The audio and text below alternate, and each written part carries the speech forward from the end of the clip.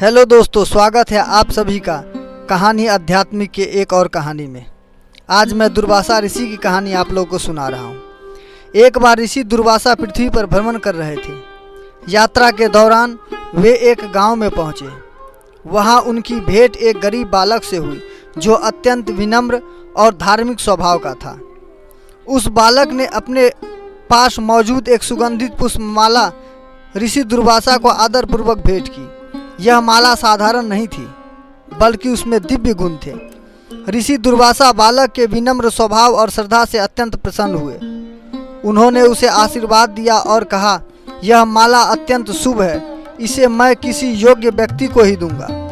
अपनी यात्रा के दौरान दुर्वासा ऋषि स्वर्ग की ओर गए।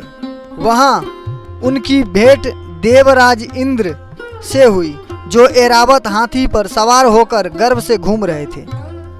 दुर्वासा ऋषि ने सोचा कि इंद्र देवताओं के राजा है, अतः यह माला उन्हें भेंट करना ही उचित होगा। ऋषि ने माला इंद्र को देते हुए कहा, यह माला दिव्य है और इसमें देवी लक्ष्मी का आशीर्वाद है, इसे संभाल कर रखना, यह तुम्हारे लिए कल्याणकारी होगा। इंद्र उस समय अपने वैभव और शक्ति के घमंड में चूर थे। उन्होंने ऋषि दुर्वासा के इस दिव्य उपहार को गंभीरता से नहीं लिया।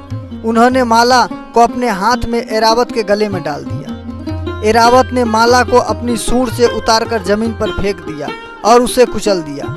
इस व्यवहार से ऋषि दुर्वासा अत्यंत क्रोधित हो गए। उन्होंने इसे न केवल माला का बल्कि उसके द्वारा मिले आशीर्वाद और देवी लक्ष्मी का अपमान मारा।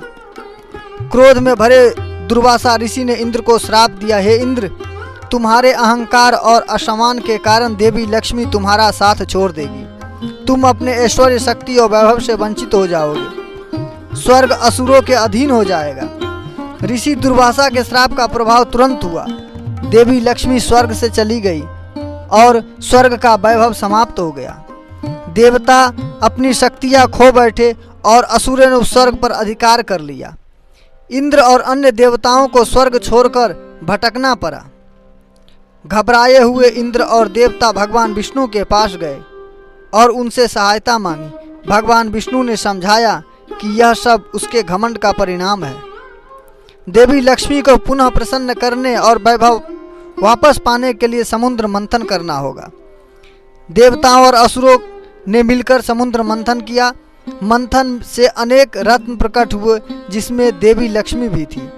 देवी लक्ष्मी ने भगवान विष्णु को अपने पति रूप में चुना और स्वर्ग में वापस आई।